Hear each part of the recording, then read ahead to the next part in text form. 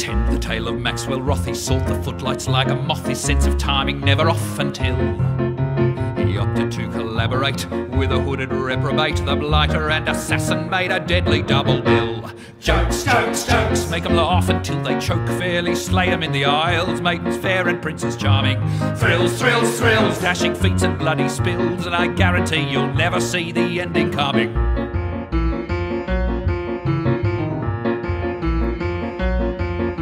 The curtain rose, the scene was set, they danced a murderous duet, and much deserving blood was let up to the scene wherein they disagreed on who should live and who should bleed, and Maxwell Rothy then received a very bad review. Jokes, jokes, jokes, and there's daggers and there's cloaks, but behind the scenes the leading players differ on the plot. Laugh, laugh, laugh at the dandy's new red scarf. Now 8 shows a week to Beelzebub is his eternal lot. Jokes, jokes, jokes, make 'em laugh until they choke. Fairly slay 'em in the aisles, maidens fair and princes charming. Thrills, thrills, thrills, dashing feats and bloody spills, and I guarantee you'll never see the ending coming. Whoop whoop, mother truckers. It is time for the very first ever episode of The Luke Show. Welcome one and all. This is my little dose of vanity for the day, to be in or to host a show that is all about me and where I just talk. If I sound a little weird, that's because my voice is going. I'm sorry. I was going to do this inaugural episode yesterday. That didn't happen because I almost couldn't talk. It just was bad, and I was losing my voice. It was just not a good idea. And then today I just said, screw it. We're gonna do it. I'll dope myself up on all sorts of decongest, whatever the word is, and we're just gonna go for it. And we're gonna talk now. For those of you wondering what the hell this is all about, which I can see is a good number of you based on what the chat is saying. The idea behind this show is to basically open up the realm of discussion that's available. So with Talk Gaming, a podcast I started last year, almost on this exact day. I think I started that one on the 4th.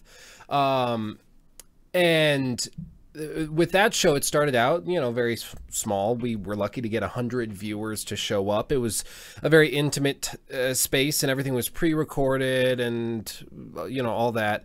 But I was very, you know, pigeonholed. You could only talk about gaming, and so people would ask in the chat something like questions about some world event or some idiot YouTuber doing something stupid, and I felt like I couldn't really talk about it because it was not on topic, like it wasn't in the theme. So this show is just designed for us to hang out, to talk about stuff. I did decide to go live and to do this show live because I think interacting with you guys is the majority of what makes the show have a little more personality. I could just talk for an hour, but I think that would get dry, and so would my throat. So I just decided to do something like this, and we're going to try it out. And over the next couple weeks, while we experiment with different stylings and different things, we will see how it kind of evolves, what format really works out nicely.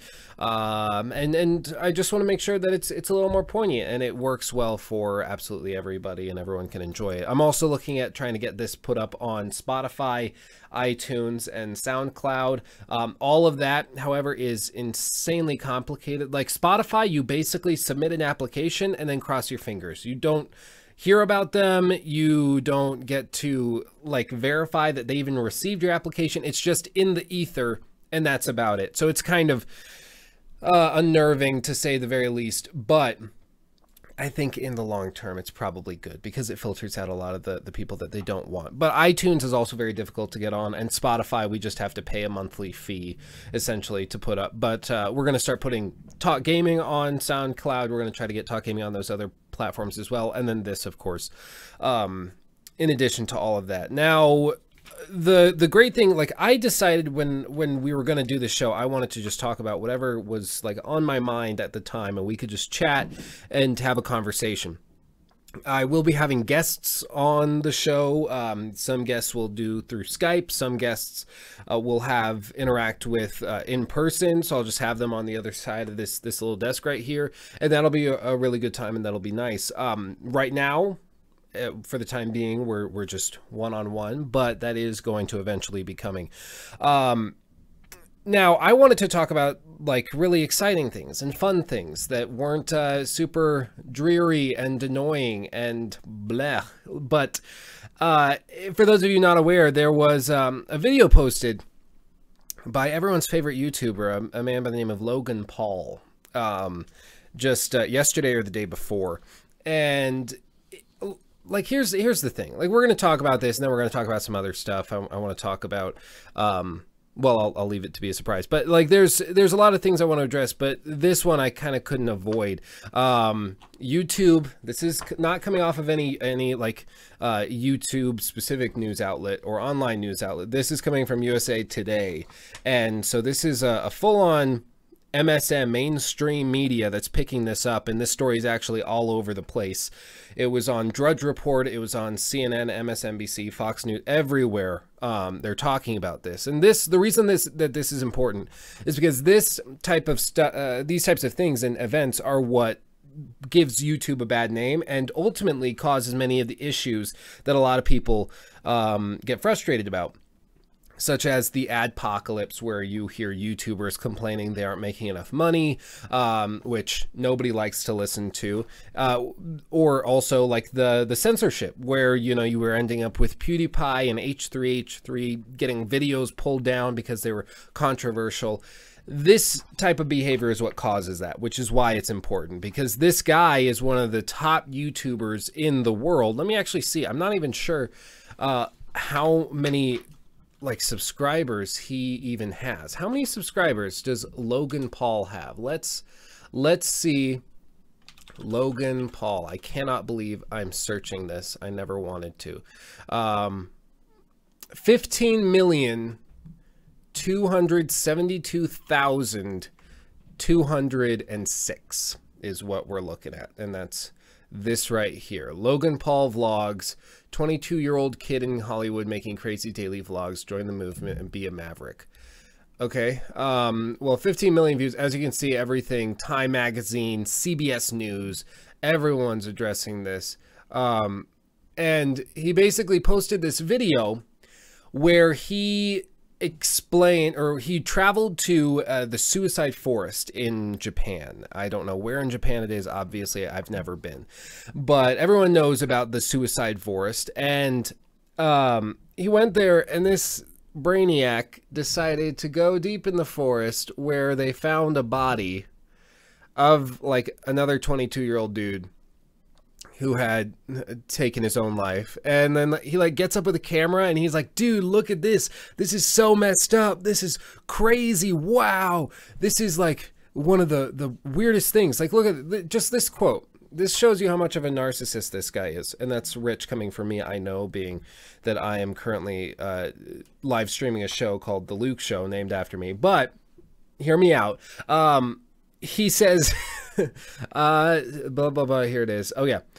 He said he wanted his viewers to watch this video because, quote, it was a moment in YouTube history because I'm pretty sure this has never hopefully happened to anyone on YouTube ever. Now, aside from his brilliant grammar and well-formed sentences, everything, as you'll see, starts to become about him and about how, like, even though he's in the suicide forest, it's all about Logan Paul at the end of the day. And there's a few ways that you can read into this. You can say, one, that he's just a dumbass, and I think that that's a very real argument to be made. The other the other argument is that he's got like this master plan and he's just living off of controversy. Now, for those of you who saw The Greatest Showman, a movie that came out on the 20th of December, I believe, about P.T. Barnum, the guy that started the P.T. Barnum circus, or the Barnum, whatever he called it. But it was in the 1800s, the first big circus that came around. They traveled the world and established what a circus was. You know, he had the original General Tom Thumb, I believe was his name, the midget guy that would ride around on a horse. They had the original bearded lady. They had Jumbo the elephant, which coined the term Jumbo. Like, it was this big movement, but P.T. Barnum, as a marketing genius, stressed that pushing controversy and writing that out was the key to success. And, you know, he was one of the first guys to really practice the idea that there's no such thing as bad press. This is as close to bad press as you can get.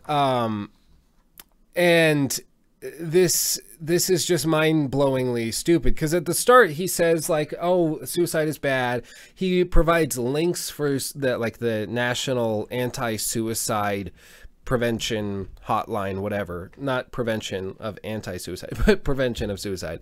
So it seems like he at least meant well. I just think he is a very dim-witted and stupid individual, which is pretty clear right here.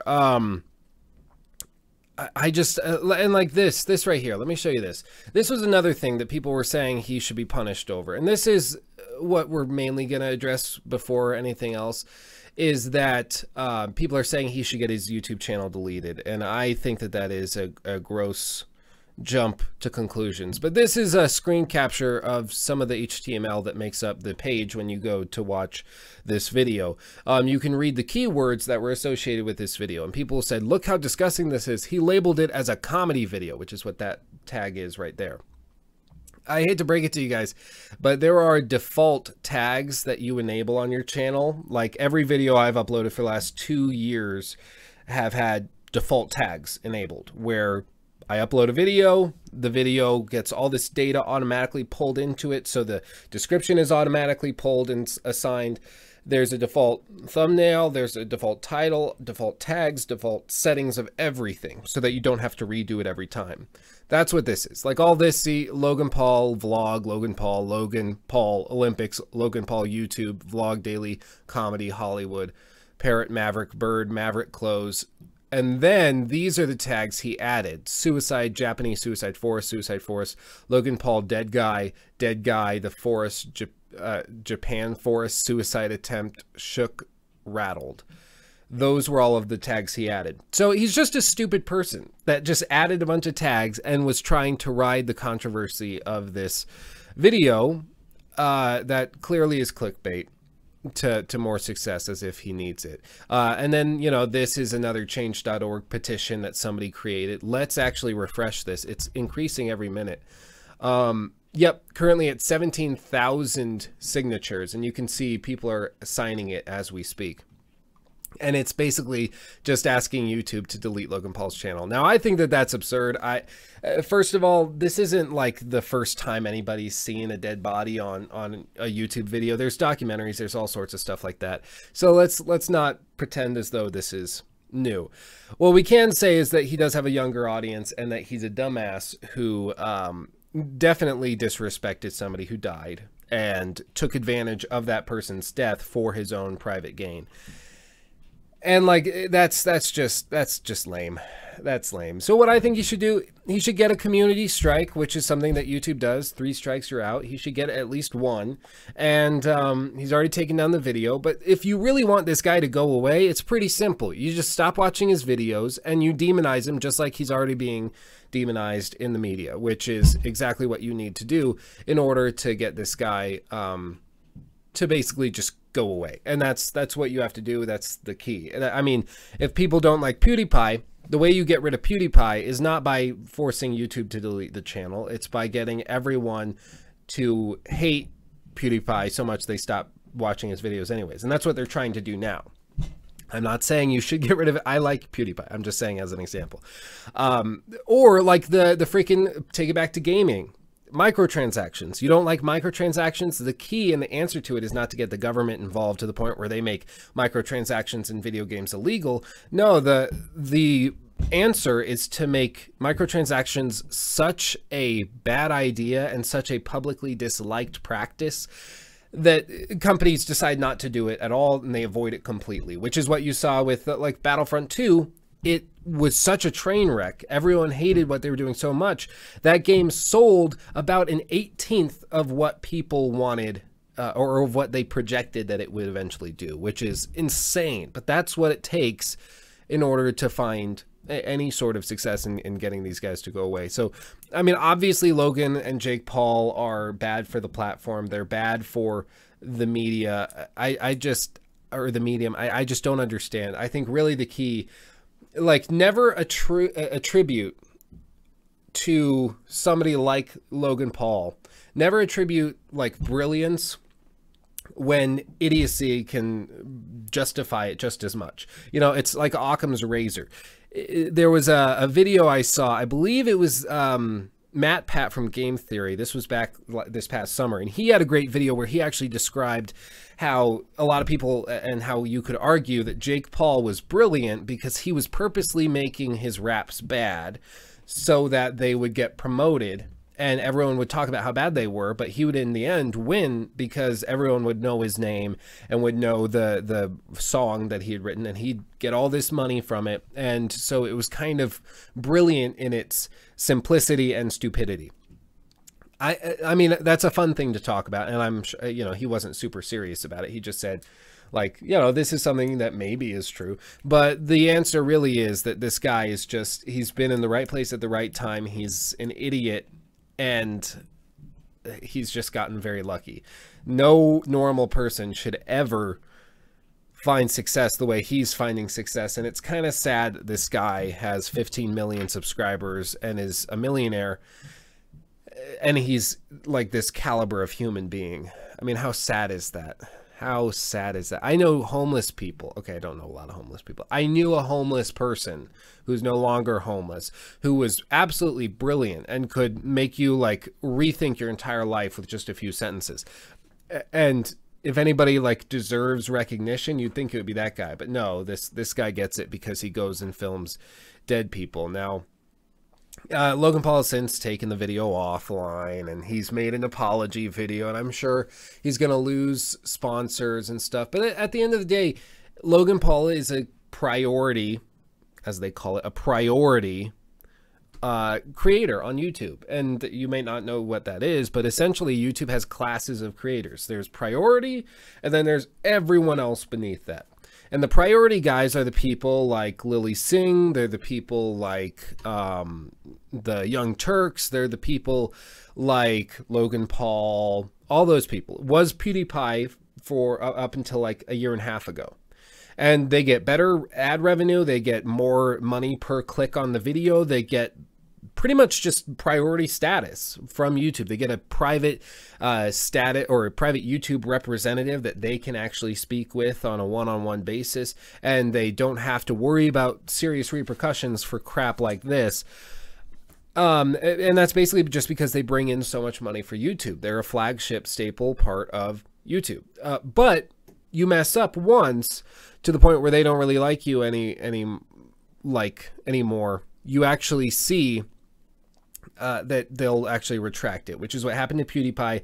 They didn't like what he was saying, and so they took away the priority status. So now he's not making as much money as he was before. His videos aren't promoted as much. He is never on the trending tab, and all this crap. And then, you know, will Logan Paul get that priority status taken away? Only time will tell. But the reality is Logan Paul actually has like some of the most PC benign content in general, besides this, of course. But in general, he's just an idiot off of the Disney Channel who makes stuff that 7 and 12-year-olds like to watch. And as a result, they make a bunch of money from it. YouTube makes a bunch of money from it, and they might not actually take anything away. You know, it's like when Lily Singh made a video talking about how evil and disgusting white people were, and how, you know, all white people were Trump voters who should go and take classes because they were so stupid. I believe she's since taken that video down, but it was so bad that it was like, are you kidding me? There's actually ways you could file this as targeted, like, harassment. I just don't understand, like, what this even is. And then, you know, it's not something that has to happen. This guy could go away, but the only way to do it is to do exactly what we're doing. Talk about it, talk about how stupid he is, and then promptly forget about him and wait. But yeah, does he have the Disney Channel flow? Unfortunately, yes. I think he does. The Shangri-Lama says people like watching things that shock/humor them more than that stuff. Or more than the stuff that they will actually challenge and increase their intelligence and viewpoint. Well, that's true. I mean, I like watching kind of shocking stuff, and that's part of the thing. Like, you know, A very popular series on YouTube is BuzzFeed Unsolved, a show where they go and they're like ghost hunters, and then they go and they investigate crimes, and they talk about like really dark stuff. They don't show dead bodies, or they don't usually show dead bodies, but like nothing else really happened. It's just weird. Like, it's just weird. There's this weird hierarchy. I don't know when it's going to fix itself. I don't know if there's going to be like some moment when everything clicks and makes sense and is justified and made okay. I don't know if that's ever going to happen. But you know, as long as this behavior is punished, I think that's a good thing. And obviously it's been punished, and he's probably lost some views, but he's also going to increase his following as a result. P.T. Barnum, you know, same thing. He went and he would get a bearded lady. People said it was unnatural and that she should be, you know, kept in a barn, like shouldn't be allowed in public. And then he went and had people pay to see her. And that was something where he just owned the controversy, embraced it, and profited from it. It didn't matter if at the time he was liked for doing it, or if people were like frustrated about it, because in the long run he won. People knew his name. They know, oh, Logan Paul, yeah, he did that stupid thing in the suicide forest. Well, I'm sure there was more to the story, but I do know that guy's name. That's what it's going to come down to. And in a year from now, people are going to forget that he ever did something like this, and it's going to just be, oh, Logan Paul, I've heard of him. They forget where, they forget what, but that actually gives credit to it. Like, it's just, I'm tired. I'm sick and tired of being sick and tired about these guys. It's just stupid. But who knows? Maybe there's going to be an uprising, and intelligent content, or at least what we think is intelligent content, will win over.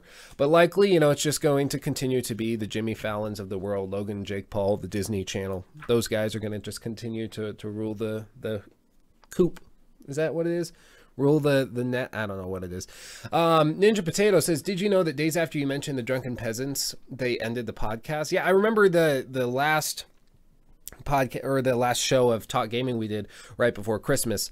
I mentioned that I wanted to do a podcast that was a little more open, like, you know, Joe Rogan's podcast, or Chael Sonnen has one, or the Drunken Peasants, which is a podcast that I think TJ Kirk does. He used to be the Amazing Atheist, and apparently they just ended it.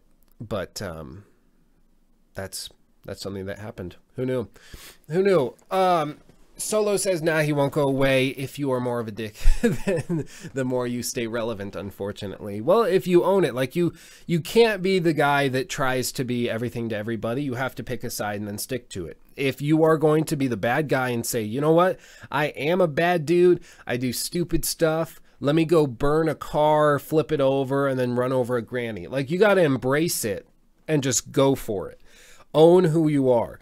But if you try to be like, oh, well, I'm really intelligent and I'm sorry I did this and everything's so sad and, oh, please, I'm the victim. No one's going to actually like that. If he owned it and was like, yeah, dude, I'm a stupid YouTuber, I do what I do. Like, that's what Jake Paul did when he was jumping on cars outside of his neighborhood and the news came. Like, he just owned it. And everyone that was rational said, you're an idiot, what are you doing? But, you know, it's just, I don't know. You got to own the controversy. You got to own it. You might not be loved in the short term, but in the long term, if you continue to own it, you will get your name more and more recognized, and you'll end up ahead.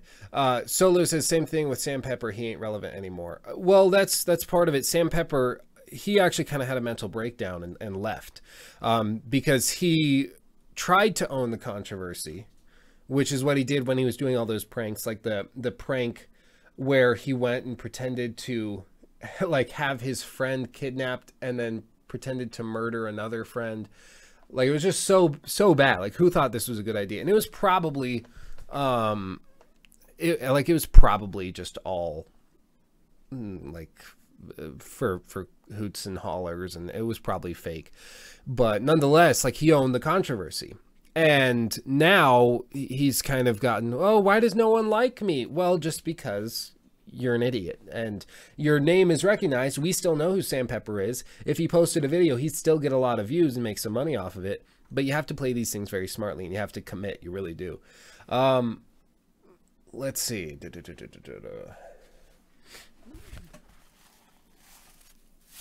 What are people saying? Oh, that's a nice Jack Black poster you got. He does look like Jack Black, doesn't he? I'm trying to point to him. He does look like Jack Black, doesn't he? It's funny. Yeah, that's good. I hadn't really noticed that before, but he does. What the YouTube community needs to know is that if a lot of people love each other, the world would be a better place to live. Johnny, yes. We could all learn some lessons from Tommy Wiseau. I really do believe that.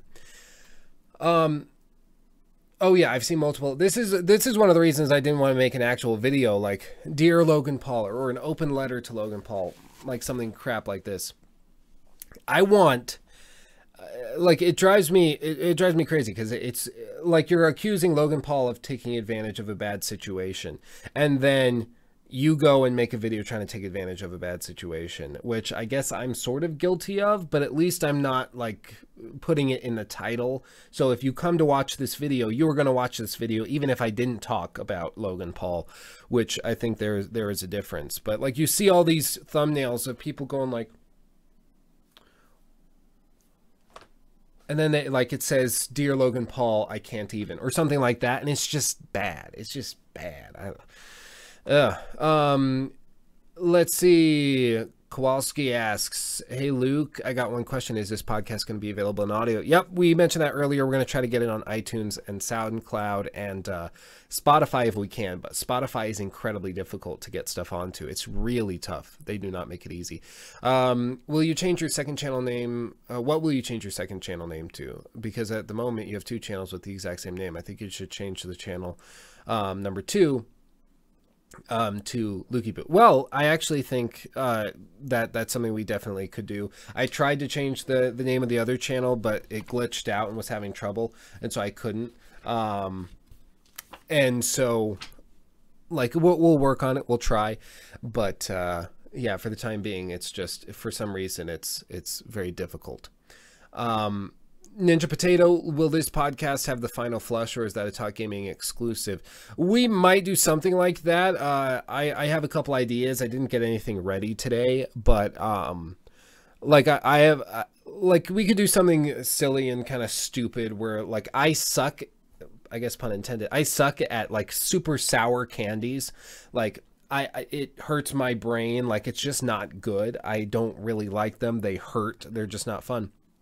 But like with Talk Gaming, we had a bunch of donations coming in the last few weeks. So I was thinking, like, maybe we could do something like for this show to keep the Final Flush exclusive to Talk Gaming. We could do something where, like, based on how many times a certain event takes place during the show, we could have that many warheads or super sour candy or eat a habanero pepper or whatever it is. Yeah, Kowalski, I know I just pronounced your surname. I'm sorry. Milos. I don't know. There's all sorts of weird lines and dashes through it. I can't figure it out. When in doubt, you just read the second name. That's what you got to do. That's what you got to do. But no, I'm having a good time, and I think this is going to be a good time. Is Talk Gaming still on Friday? It looks like it will be. I'm going to finish out the final schedule. If it is on Friday, it will probably be, I think, an hour later than we were previously doing it, because I have some classes that I'm taking that I would be taking at the same time as we normally would do it. So we might have to shift it a little, but we also have to set a date for this show so people can know when it's coming out. Or we'll just do this show like very free-willed, where I do, maybe one week I do 2-3 episodes, next week I do 1, and then, you know, it's just based on what there is to talk about, what there is to address. We could do that too. I'm not really sure. We'll have to figure it out. Chris says, just started playing The Witcher 3 for the first time, and it's amazing. Loved your Witcher and Origins vids, by the way. I'm glad to hear it. Great games, fantastic. That's another thing to talk about. Let's talk about that for a second. So first of all, I do want to just stress, there will be the gaming content. There will still be critiques. That isn't going away in any way, shape, or form. I just am trying to expand so we actually get more content instead of just being pigeonholed to some very thin margins of content. We can expand it and do a lot more. And so that there will still be gaming content. But what I've realized over the last couple weeks is that YouTube, being a gaming YouTuber, is kind of a weird thing, because the way that you think about gaming YouTubers is that they must have all the time in the world to just play video games. Or when I do a critique of a video game, like, that's so cool, he's getting paid to make a video or to just play video games all day. And that's really not what it is. If I play like Origins and I put 40 hours into it, throughout those 40 hours, I'm not just thinking of, like, I'm not just playing the game and having a good time. I have the recorder going, so I have to sit in this chair, have the film setup going. I have a notebook next to me that I'm taking notes with as I'm going through the video. I put timestamps based on where the recording is when something interesting happens. So I'm like, oh, a glitch happened here. Let me write that down so I can put that in the video without having to dig through 6 hours of footage. And then I go through there, and every time something pops up, I'm looking for things to critique, looking for things I liked, didn't like. It's not just sitting back and absorbing content and absorbing the video game the way it was designed to be enjoyed. And that's one of the things that's really frustrating to me. I want to make sure I find a way to still enjoy video games, because I hear all these stories about people that, like, once something becomes your job, you kind of cease to enjoy it. Which, you know, happens if you are super passionate about acting. You know, once it becomes your job, I'm sure it becomes kind of less enjoyable. It's just work. It's not as exciting as it used to be.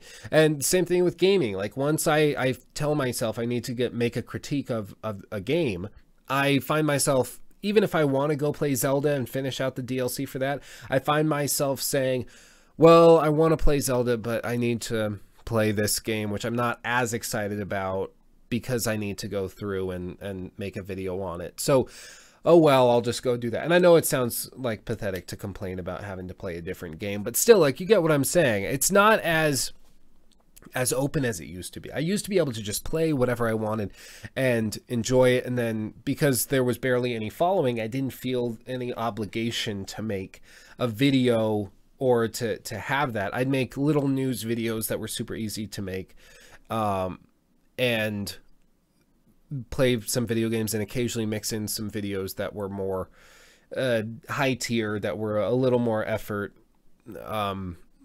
warranting, and that's just what we did. But now I'm trying to make sure that every video has purpose behind it and fits into a specific kind of groove and style, and that just can take some of the fun out of it, which is unfortunate. I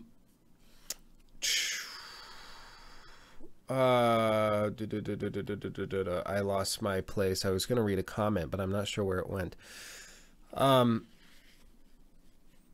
I'm not sure where it went. Anyway, but yeah, no, there's just a lot of elements to being a YouTuber that people don't really think about, that you don't really realize go on in the background. Like, yeah, I can make a video talking about something really chill or something really, you know, just off the cuff, but in reality, that video took like 5 hours to make, because I had to script out what I wanted, kind of make an outline of what I wanted to address. I had to think about if, you know, this would get picked up by national media because it was so mind-numbingly stupid, things like that. So it just takes a little more effort. Gilad Carlin says, will you do more videos about The Witcher 3? Your videos on the game were amazing. Well, yeah, I mean, the tough thing about doing that, every step that this channel has taken has been very intentional over the last year and a half. So, like, every kind of marketing shift has been intentional. Doing this show, the name of this show, the way that I've set it up, that's intentional. The way we've structured Talk Gaming, the way that we've structured the critiques, the way that I've moved away from news videos and those types of speculation videos, that's all been very, very precisely and carefully chosen and set out. And that's mainly because like I was doing news videos where I would just read off an article and they might get like 1,000, 2,000 views, which at the time was like really, really good for me.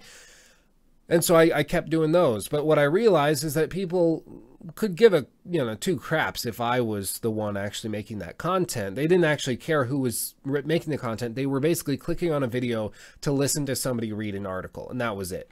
And I didn't want that to be like my content, because that just, I could take no pride in it. And then for a while I did speculation stuff, where I would like go and speculate about a video game that was coming out, a rumor that came out, and talk about that. And that was fun. And I enjoyed doing that. But once again, it was just that I was a mouthpiece reading an article or reading a Reddit post or reading or talking about and speculating about something. And after that game came out, nobody would really care if I was still making stuff. And part of it is because I've seen many YouTubers, I've talked with many YouTubers, and who have been on both sides of the table, both sides of the coin. And like my buddy Matty from Mr. Matty Plays, he's been able to transition a little bit, but for a while he was really struggling with being the Fallout 4 channel, because he rose to quote unquote stardom with Fallout 4 videos. He jumped from like 50,000 subs to 300,000 just from when, like in the span of 2 days when they announced Fallout 4, because everyone was Googling it and subscribing to the guy that was giving them info on it, because he had already made like, you know, 200 videos on it over the course of a year and a half. And he was able to transition out of it. But, you know, that's another thing, is everything has to be very intentional. If you build an audience, whether it's on YouTube or whether it's on the radio or TV, you have to remember who that audience is, and you have to try to feed them what they want. You can't just go, okay, I've got a gaming YouTube channel, I want to go and talk about like claymation. You're not going to have a good time. It's not going to work out well. So I forgot what the original question is. Will I be doing more videos on The Witcher 3? Like probably I'll address it. I'll have a video talking about how it did something incredible and how it changed my life, blah blah blah, and people will like it because it's going to be very, very relatable, and it's something that everyone can agree with. But fundamentally, you know, it's not going to be anything amazing. I'm not going to make this like a CD Projekt Red channel, because the day will come when CD Projekt Red collapses down. Plus, that would just get boring to only talk about one company. Like, come on, that sounds boring. Nobody got time for that. Ain't nobody got time for that. What am I studying? Asks Sevda. Yagiz, maybe? I don't know. But Sevda says, what are you studying? I am currently studying business, actually. Business administration with a focus on marketing / finance. We'll figure out exactly what we want to focus the degree on as we go. But right now, you know, it's just a lot of like accounting classes. It's a lot of like business strategic marketing stuff, figuring out what your demographics are, how you can appeal to those, how you can monetize different things. And like, I'm starting to realize more and more why like companies like EA and all these companies we talk about do what they do. And it's just because like, that's just the standard. It's how do you make a lot of money? This is how you make a lot of money. The one thing you just have to hope is that the customer doesn't get too smart and realize what you're doing. Which is unfortunate. It seems slimy, and it probably is, but such is business, I suppose. Yeah, no, look at this. I misplaced the other article I was gonna grab. I don't know where I put it. Not in the printer. I don't know where it went. I'm looking on the ceiling to see if I said the article on the ceiling. Yeah, no, this is good. This is good. And I'm quite sick. I am quite sick, but it's okay. What is this? What is this? Somebody sent me an article. No, I don't know. I don't know what that is. Are any of you guys into MMA or watch MMA or fans of like the UFC, Bellator, Ryzen, all those fighting companies? Mainly it's just mixed martial arts, so it's just put two guys in a cage or two girls in a cage. Watch them beat the crap out of each other and see what happens. But there was UFC 219 just on the 30th. And with that, Chris Cyborg and Holly Holm fought. And then also Edson Barboza and Khabib Nurmagomedov fought. And Khabib, this is really fun. Let me show you a photo of this guy if you don't know who he is. He is actually rising to stardom. Khabib Nurmagomedov. That is a mouthful. My goodness. Khabib Nurmagomedov. This right here. This is the dude. And he is currently like 25-0. And he's like a devout Muslim. He seems like a pretty good guy. But he is like by far one of the best fighters in the lightweight division. He always wears these funny hats as well. I don't know what the story behind that is, but he just fought Edson Barboza, this guy, and just wiped the floor with him. Like, it was 3 rounds of just like, someone's got to stop this. This is so bad. We got to fix this. Like, holy crap, this guy is so crazy good. And Barboza is like one of the best strikers in the league, like in the entire business. He's just phenomenal. But Khabib made him look like a freaking ragdoll, and it was kind of amazing. And so he is currently next in line to fight either Tony Ferguson, or the almighty Conor McGregor. Yeah, this is what the face-off will hopefully be eventually. But Conor McGregor has had one lightweight fight, and that was like a year and a half ago. Of course, before he fought Mayweather for like $100 million. And that's the thing. That was talking about business. That was a really stupid thing they did, where they let Conor McGregor fight in MMA or fight in boxing against Floyd Mayweather. I think in the short term, it seemed like a really good idea. Like, it'll validate MMA, make a bunch of boxing people come over and take MMA seriously. But what it actually did, I think, is it empowered their biggest star, being Conor McGregor, to the point where he like has $100 million now and is able to run the table and do whatever the heck he wants to do, which is not what you want your employee to be doing. And that's really how the UFC has to look at it, which is that Conor McGregor is their employee and that they are trying to get him to do what they need him to do. But that's the thing. Conor McGregor will only fight those that he wants to fight. And after watching him ragdoll Barboza, I wouldn't want to fight him.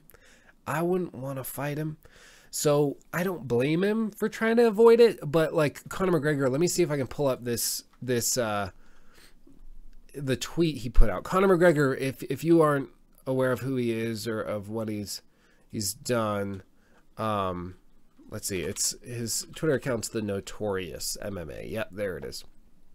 He was like totally drunk tweeting earlier today. Let's see, let me go to screen 2. Let me share this. Let's see, he's just like, he's tweeting out random stuff. It was on, no, that was Christmas. This was the 25th. Did he delete the tweet? Oh, wait.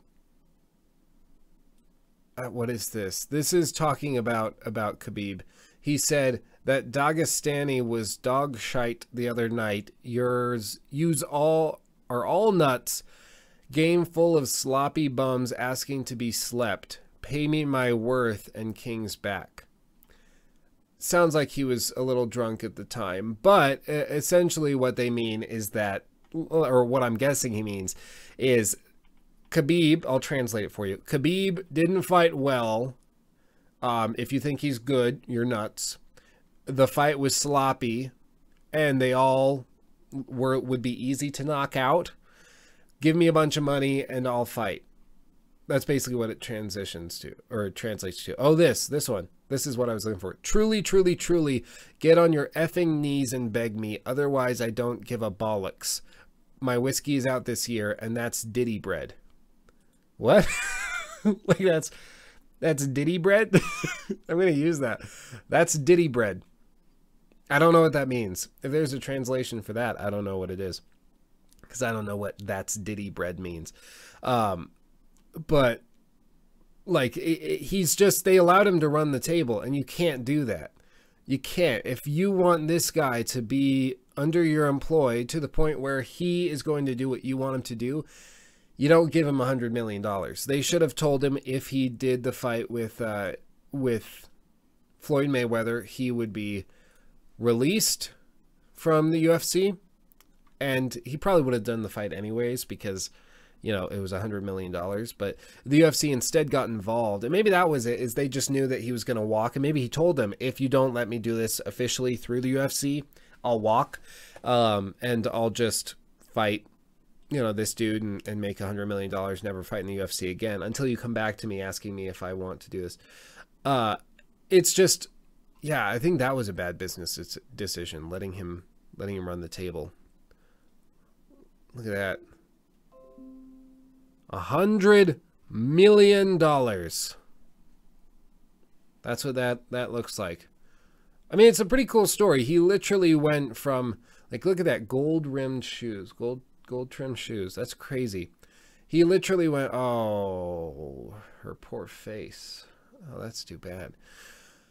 That's real bad. But yeah, I mean, this guy was originally going to be a plumber, and then he worked hard at fighting, and now he is worth like $100 million just because he worked his butt off. That's a cute baby. And that's what you have to do. And see, he's working the branding. He's working the branding. That's funny. That's funny. But yeah, no, I mean, that was what crazy. And then Chris Cyborg, those of you, do you know who Chris Cyborg is? Do you know who this dude is? Like, or this dude, I feel bad, I just said dude. This chick is, this is her. Chris Cyborg versus Holly Holmes. This is the lady who knocked out Ronda Rousey back in the day. Her first, like, Rousey's first big defeat, and that's what she did. So she's known for taking out, like, the unbeatables. And Cyborg is, like, just so insane. She's now 19-1. She's won 19 fights in a row. She's just insane. Like, she's just crazy. A lot of people have gotten in trouble for calling her a dude, as I accidentally just did. I actually accidentally just did that. But apparently, like, in terms of strength, she much more resembles a man's strength compared to what a woman is typically capable of, which is just crazy. But she's, you know, full-on Brazilian. I'm not messing with her, and I don't think you should either if you don't want to die, because she will kill you, because she's hardcore parkour like that. But my goodness, what a time to be alive.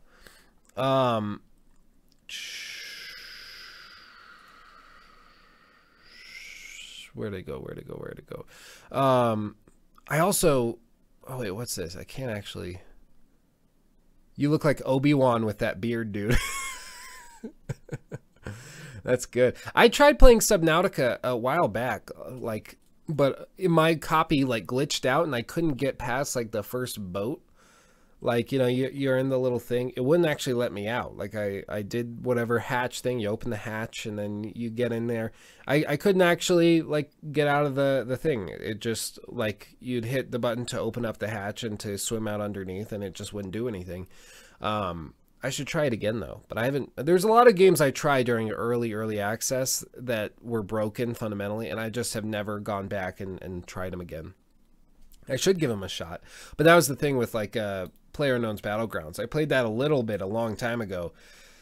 It was just a train wreck of a game, but like, I gave it a shot, and now it's pretty good. Now I was at a friend's house the other night, and, like, played a little bit of PlayerUnknown's Battlegrounds, and it was fun. It was a good time. And it was much better than it was. It's still not a well-optimized game at all. It's still kind of a train wreck, but it's just, yeah. No, it's, Geralt says Subnautica is so much better. It's all polished. Well, that's good. It needed it. I should give it another shot. Justin says, yo, Luke, are there any game genres you've never touched but are interested in? Are there? I mean, in general, I tend to go for it. If I'm really interested in something, I tend to just jump at it. Any game genres I haven't tried. I would like to spend more time like going and playing through like Persona, like those games. They just take so long. Or the Final Fantasy games, I'd love to play through those, but they just take so much time up, and I really just don't have the time to play through them. Otherwise, like if I wanted to go and like if we just break it up in terms of hours spent, like just going back to the YouTube and what we do on YouTube, if I were to spend like 120 hours, say, playing through frickin' Persona 5, let's just say Persona 5, that is 120 hours I could have spent playing other games that I would have made other videos about. So if like the Stick of Truth takes me like say 10 hours to play through, if I do everything, that now there's 110 hours still left. And then if I throw in Nier Automata, then that's like another, 35, I think it's like 35 hours long. And then if I go through and I'm like, hey, I want to also play through Assassin's Creed Origins, like 30-ish hours, 35, maybe even 40. Well, probably 40 to play through the full main quest and a lot of side quests. And then you throw in DLC to each of these, and then that expands it out. And then I say, oh, well, I also want to play through Breath of the Wild and discover 80 shrines. That'll take me like 50, 60 hours. And it's like all in that time, I could have done all that or played Persona 5. And that's the thing, is I'm sure I'd love Persona 5 if I had the time to sit down and go through it. But it just takes so frickin' long. It's just so frickin' long. And a lot of people got ticked when I said it. I still stand by it. I think Persona 5 does waste a lot of your time. I think a lot of it is technical, where for whatever reason, the way the game was built, load screens are all over the place. Where they really don't have to be or shouldn't be, especially if it's running on the PS4. There's no reason it should be on there. Part of it's because Persona 5 was basically developed for the PS3 and then ported. But like, it's just, it's frustratingly long. And some people probably love it because they just kind of give themselves over to it. I just don't have the time to give myself over to it, which is probably why I'm jealous. Same thing with like World of Warcraft. I'm sure I could get really into one of those games. But I'm scared what might happen if I get really into it. Same with Destiny 2, those types of games. I'm sure I'd really enjoy them. But if I have a friend who's put in like 1,000 hours, I'm like, you know what? I probably should steer clear because I don't want to, like, I guess there's something to be said that's good if you go through like 1,000 hours of a game because it means that game was so good it warranted 1,000 hours. But then on the other side of the coin, it can also be a really bad thing because it means that like you aren't enjoying anything else. You aren't doing anything else. That's just all. It's just, yeah, I don't know what to even say. I was going to get Nier during the Steam sale, but I don't think it was available. I don't think it was on sale at all. Let me see. Is my store loading? Sort of, kind of. I don't know. I'm trying to load up the store so we can check, but it kind of locked up on me. Come on. Come on. What about top sellers? Oh, Rocket League for 40% off. That's almost as good. Yeah, no, I returned a lot of games. I finally got like Universe Sandbox 2 or Squared or whatever the hell it is, and I returned it after like 20 minutes. It was fun to mess around with, but I got it and I was like, what's the point? I don't know why I was so excited about it. Like, it's fun. It's a fun thing to have, and it would be fun to use in like an astronomy class if I was teaching one. But like, other than that, like, it was just kind of there. So I don't freaking know. Yeah, my Steam just locked up for me. The sale. There we go. This is what we're looking for. We got the Assassin's Creed franchise on sale. Fallout's on sale. Dark Souls is $15. Ooh, that's tempting. I already have it for the PS4, but that's a pretty good deal. Far Cry 3 for under $7. Red Faction, $250. It's a good game from way back in the day. I just still don't know what that game is. I don't know what that is. This, I do know what that is. My girlfriend got super into that.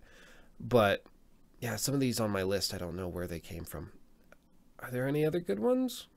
Sort of. The Long Dark, that could be good. Is Just Cause 3 fixed now? Is it fixed now? I'm not sure if it is. Ooh, Frogstat. Thank you for the donation. Here's to another year of our boy Luke. Thank you, Frogstat. Thank you so much. That really helps. Yeah, we got another year coming. It's going to be a good time. Can't be mad. Can't be mad. Oh, and crap, dudes. I just went through Alien Isolation the other night with a couple buddies of mine. And, like, holy crap. I have not played that game previously. And I'm not sure if I recommend it because it glitched out on us multiple times. Like, at one point, we got teleported outside of the spaceship and the cutscene took place, like, outside. So it was just the skybox. And it was just bizarre. But, yeah, no, it was really fun. It was fun as a party game, but as like an actual game that I would recommend people buying, I was like, you know what? I'm not sure if that's something I can recommend. Oblivion is only $10. Not bad. Not bad. Any others? Fallout 4 Game of the Year edition. Who gave it Game of the Year? Do they say who gave it Game of the Year? I don't know who gave it. It's only $15. Oh, they lowered the full price of it to $30. I didn't realize that. For a while, it was like $50. Yeah, Neat. I saw the message. Neat wants me to buy Hitman. He's been trying to get me to play Hitman for like a year and a half. What is Hitman on sale? Yeah, I guess 84. Once it's polished, it's okay. Forbes gave it Game of the Year. Okay. A huge game that's anything you want it to be, an immense RPG shooter and world to explore that is only constrained by your imagination and desire. Okay. Polygon gave it 9.5 out of 10. A near perfect Bethesda game. Ooh, Fallout 3 is only $250? That's a steal. And then the Game of the Year edition is only $10. I mean, do you need all the DLC? I'm not sure. I mean, that's a good deal for Fallout 3. $250. I used to have a copy of it. I don't know where it went, but I used to have a copy of it. That's cool. That's good to know. There's some good stuff. I've actually been really wanting to get a VR headset. LA Noir. $7. VR case files are $30. Yeah, it could be fun. It could be fun. Is the PC version automatically fixed for 4K? Like, because they came out, they re-released it for PS4 and Xbox One. But no one ever talked about, like, the PC version, if it was optimized for VR. Because they didn't just, like, enable higher resolutions, but they actually went in and changed textures and updated all that. I don't know if they did it for the PC version. I honestly don't. If you know, please let me know. Yeah, Game of the Year is such a worthless thing. There's no standardization or weight to anyone's Game of the Year awards like the Academy Awards. Well, yeah, I mean, that's why fundamentally it's all just bollocks. Like, the fact that you can have 10 games that release in 1 year and then all of them have Game of the Year editions, like, that's kind of trash. That's kind of stupid, but that's just what it is. I have actually been thinking that I should go back and give Fallout 4 another try now that it's all fixed up and everything. I probably should, and I'd probably enjoy it, to be honest. I probably would. Attention, if anyone arrived to this stream late, your punishment is to subscribe to Logan Paul. I feel bad for that guy. Oh, it can't be easy being that stupid. It really can't be. I'm sure it's a struggle every day. But my goodness, we've been going for about an hour. My throat is getting sore. I need to go take some more medicine and make sure that I can breathe before I go to work tonight. I'm having a good day. I hope you have had a good day as well. We're going to get some more content coming out in the near future. Next critique is in the works. It's just taking a while, as I said, but next critique is in the works. We got some cool stuff coming. I hope you stick around. I'm going to try to get healthy as soon as possible so I can start pumping out videos without sounding like a drowning turtle. But with all that, I'm really glad you all came out here. I had a great time. I hope you did too. Only more to come. I love you all. Peace out. Love you. Bye-bye.